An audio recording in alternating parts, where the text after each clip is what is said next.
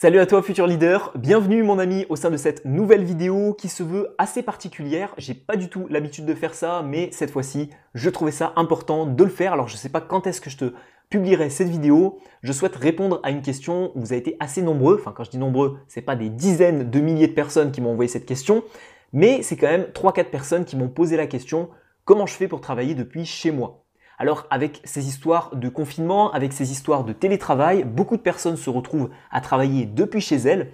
Et moi, étant donné que je suis indépendant et que je travaille depuis chez moi sur mon ordinateur depuis 1 an et demi maintenant, eh bien je souhaite te donner toutes les stratégies et les techniques que j'utilise au quotidien pour réussir à travailler efficacement depuis chez moi. Alors si tu me suis sur Instagram, tu le sais, des fois j'arrive à tourner des dizaines de vidéos en une journée, enfin une dizaine de vidéos, j'en tourne pas non plus une vingtaine. J'arrive à tourner une dizaine de vidéos, écrire 5, 6, 7, 8 articles de blog en une seule journée, etc. et être assez productif. Vous le voyez sur Instagram et donc je me suis dit, pourquoi pas vous donner les vrais conseils. Pas oui, il faut être productif, il faut faire ceci, cela, se lever à 4 heures du matin, se coucher à minuit le soir. Non, je vais te résumer réellement ce que j'utilise moi pour être confort et pour travailler efficacement depuis chez moi. Et le premier conseil que j'ai à te donner, c'est de définir des zones de travail minimalistes et bien précises. Alors tu le sais, chez moi, si tu as déjà vu mes stories Instagram, un vlog ou quoi que ce soit d'autre, j'ai mon bureau qui est ici. Donc j'habite dans un T1 qui est assez grand. J'ai mon bureau qui est ici. Donc je travaille ici le soir, je mets mon écran. J'ai mon manche debout qui est juste là, où je vais manger, où je vais aussi bosser beaucoup, plus le matin d'ailleurs. J'ai aussi mon canapé qui est juste ici. Là, je vais assez rarement bosser sur mon canapé, mais de temps en temps, ça m'arrive quand je veux être juste à côté de la baie vitrée pour pouvoir avoir l'esprit un petit peu plus aéré.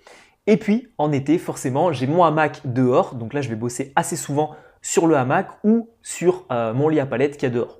Donc ce sont des zones de travail que je me suis créées moi-même. Pourtant, j'ai un petit appartement, mais ça ne m'a pas empêché tout simplement de vraiment créer des zones de travail sur lesquelles je peux bosser et être assez confort.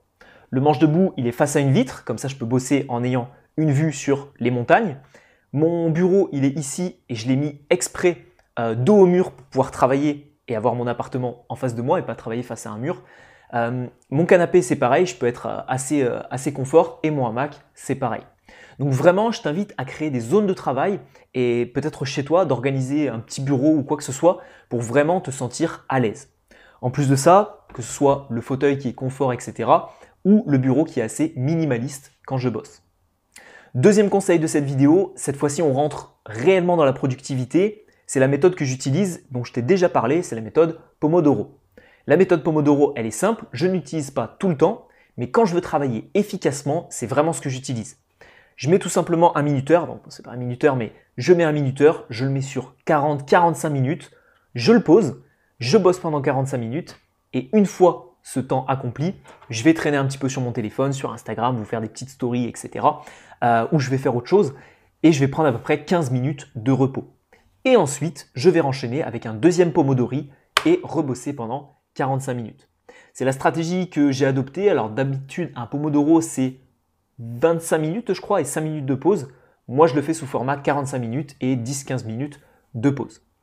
Troisième conseil de cette vidéo, pour réussir à travailler depuis chez soi, quand on est en télétravail ou qu'on est, comme moi, indépendant, c'est de segmenter ses objectifs en plein de petites missions et d'avoir une vision claire de ce qu'on va faire durant la journée. Le matin, quand je me lève, c'est assez rare que je me dise, tiens, qu'est-ce qu'on va faire aujourd'hui? Est-ce qu'on filme des vidéos? Est-ce qu'on écrit des articles? Est-ce qu'on fait ceci? Est-ce qu'on fait cela? C'est très très rare, honnêtement. La plupart du temps, vous le savez, j'ai un tableau blanc juste ici, donc je l'ai mis à un autre endroit parce qu'avant il était juste là.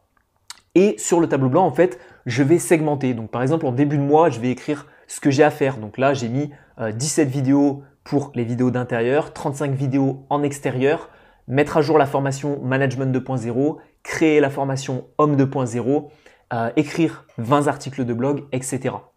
Et en fait, durant mes journées, je vais me dire, ok, demain j'écris 5 articles de blog. Et automatiquement, dès le matin, je sais exactement ce que j'ai à faire. Ça me permet d'être assez productif et de vraiment segmenter mes objectifs pour avoir l'impression d'avancer énormément. Et ce que j'aime bien faire, c'est que sur ce tableau blanc, donc ça peut être sur un tableau blanc, mais ça peut être aussi par exemple sur un calepin, c'est de rayer tout simplement les objectifs qui sont accomplis pour que je puisse facilement me rendre compte de ce que j'ai fait il y a 7 jours, il y a 10 jours, etc. et de voir à quel point j'évolue et je progresse vers mon objectif en question. Et quatrième conseil de cette vidéo, ça va être cette fois-ci d'être assez réaliste et de travailler dans le confort.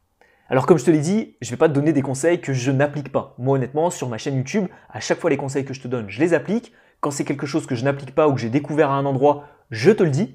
Et honnêtement, si tu as la chance de bosser depuis chez toi et que tu es indépendant, community manager, blogueur, youtubeur ou quoi que ce soit d'autre comme métier, et que tu bosses en télétravail pour une boîte, ou que tu es indépendant, honnêtement, le confort, ça reste le meilleur atout pour être assez productif.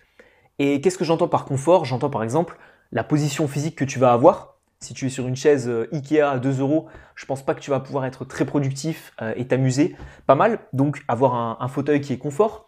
Parfois j'aime bien quand je me mets sur mon manche debout, c'est pour ça que j'ai pris un manche debout, c'est d'être debout pour pouvoir travailler en étant debout.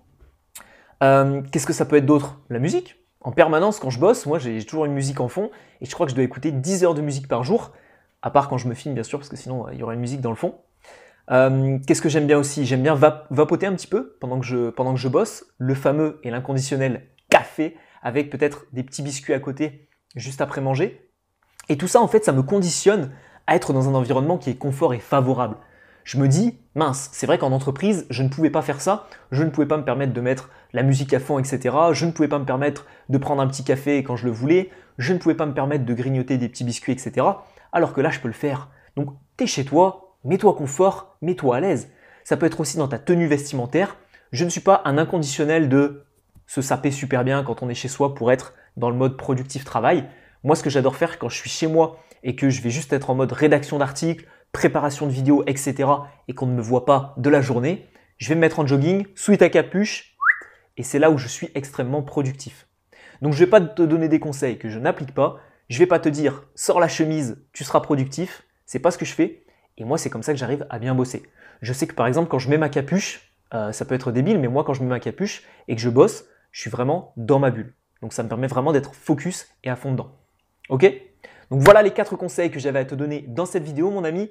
Premier, définir des zones de travail. Même moi avec un petit appartement, j'ai quand même réussi à avoir quelque chose qui est design et efficace. Donc c'est plutôt pas mal. Deuxième conseil, la méthode Pomodoro et trouver des stratégies de productivité. Troisième conseil, segmenter ses objectifs et savoir ce qu'on a à faire durant la journée. Et quatrième conseil, confort. Nous arrivons donc au terme de cette vidéo. Si elle t'a plu, n'hésite pas à la liker, n'hésite pas également à t'abonner à cette chaîne YouTube si tu souhaites découvrir non pas des conseils sur comment bosser efficacement ou gagner des millions grâce à Internet, mais moi je donne des conseils sur la communication.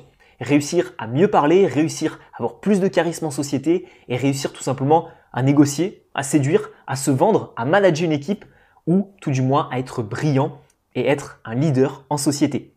Si tu souhaites découvrir par exemple des conseils sur la communication, comme à la fin de chacune de mes vidéos, tu auras une petite miniature qui s'affichera juste ici. Tu pourras cliquer dessus et accéder à une formation gratuite sur la communication, l'intelligence sociale et l'aisance en société. Cette formation, je l'ai créée vraiment étape par étape pour te permettre de briller en société à travers 5 outils différents, des stratégies et des exercices à mettre en place. Que ce soit sur ta voix, ton body language, ton aisance sociale ou d'autres conseils que je réserve uniquement à ceux qui auront, je dirais, l'audace, même si c'est gratuit et ça se fait en 2 clics, de suivre cette formation gratuite. On se retrouve pour une prochaine vidéo sur YouTube, mon ami. Et puis sinon, on se retrouve sur ma formation gratuite. C'était William, merci d'avoir visionné cette vidéo. Ciao, ciao.